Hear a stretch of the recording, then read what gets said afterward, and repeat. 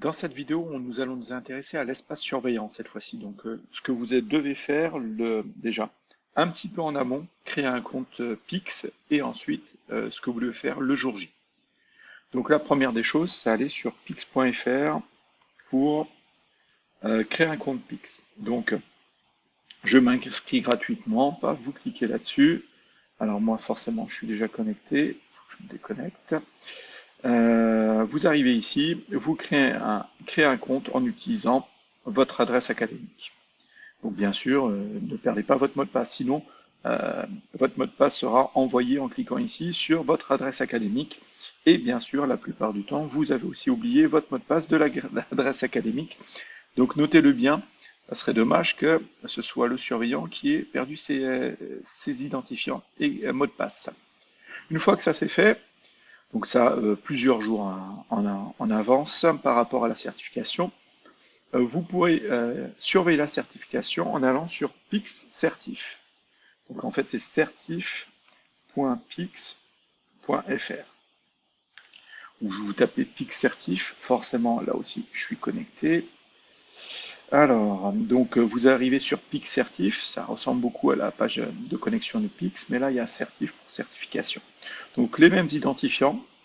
Donc identifiant mot de passe, je me connecte, j'arrive sur la page de regroupant toutes les certifications que j'ai pu créer pour cette année pour les terminales et les BTS.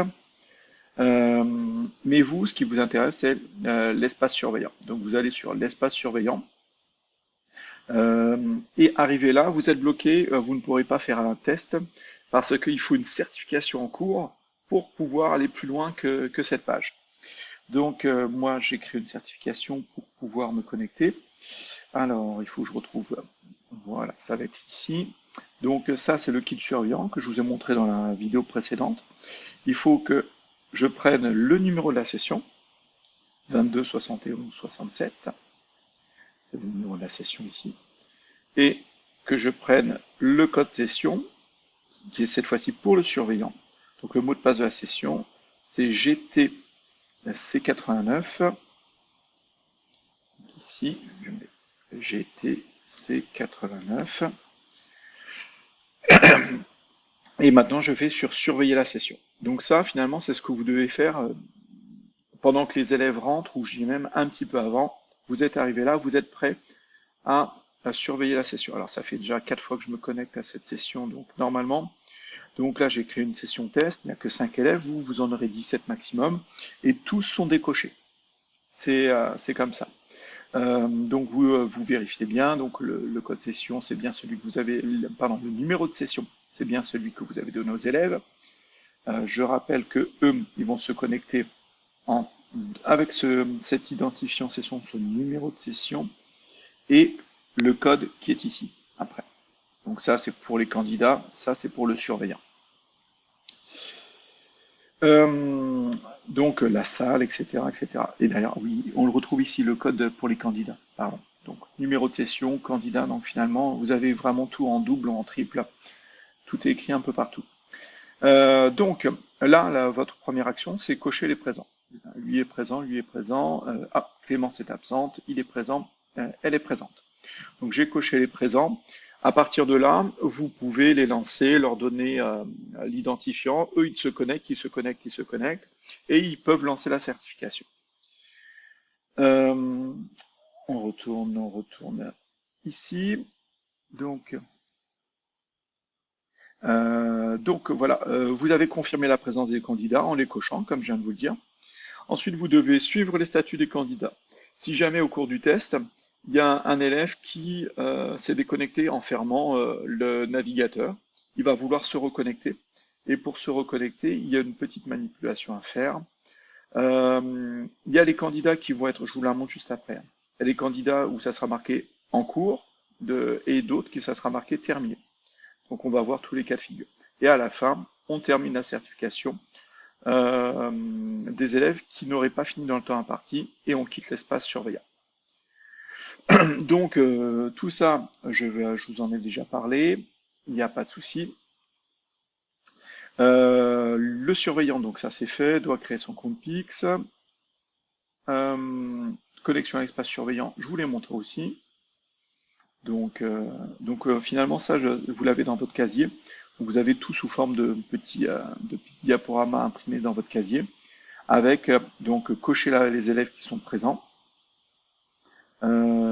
Ensuite, les élèves, eux, tapent le code, ils lancent la certification, et ensuite, hop, ça avance, et vous allez voir ça. Donc là, c'est une session. Vous avez donc cet élève-là, Sophie, qui a terminé, on voit le statut. Là, l'élève Martine, elle, vous avez coché qu'elle était présente, mais elle n'a pas commencé. Elle ne s'est pas encore connectée.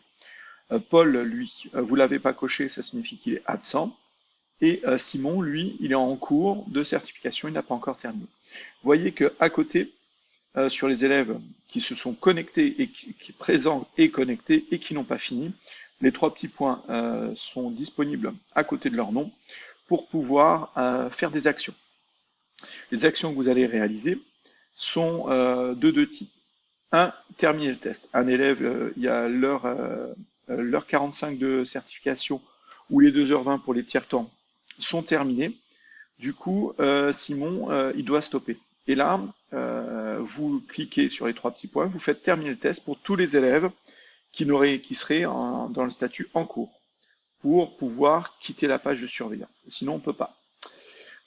Et ensuite, autoriser, si jamais maintenant, Simon, qui est en cours, a fermé son navigateur web, il revient sur lycée connecté, Médiacentre, Pix, il revient sur la certification, et là, il va être bloqué.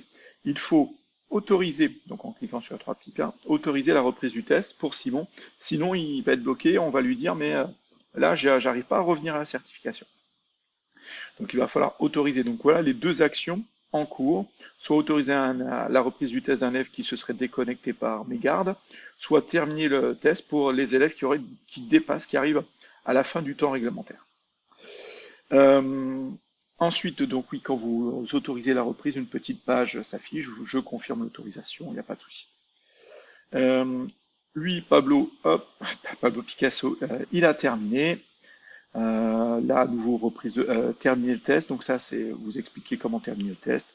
Il y a une page qui s'affiche, terminer le test, aucun souci non plus. Donc voilà, une fois que vous avez fait ça, donc je reprends les différentes actions, cocher les élèves qui sont présents, vérifier leur statut, terminer, celui-ci est présent mais pas connecté, celui-ci est absent, celui-ci est en cours, et ensuite, un élève qui dépasse le temps, on clique sur les 3 petits points terminés. Un élève qui s'est déconnecté par mégarde, qui veut se reconnecter, il faut l'autoriser à reprendre le test. Donc voilà les différentes actions. Une fois que tout ça est terminé, que donc tous les élèves doivent avoir le statut terminé ou alors non coché parce qu'ils sont absents, alors vous retournez sur votre page. Donc une fois que là j'ai le statut terminé, absent, terminé, je vais ici, je quitte la surveillance de la certification. Vous cliquez ici, c'est terminé. Vous avez fait votre travail et j'en suis très content. Vous me ramenez dans mon casier les feuilles d'émargement, le PV d'incident, etc.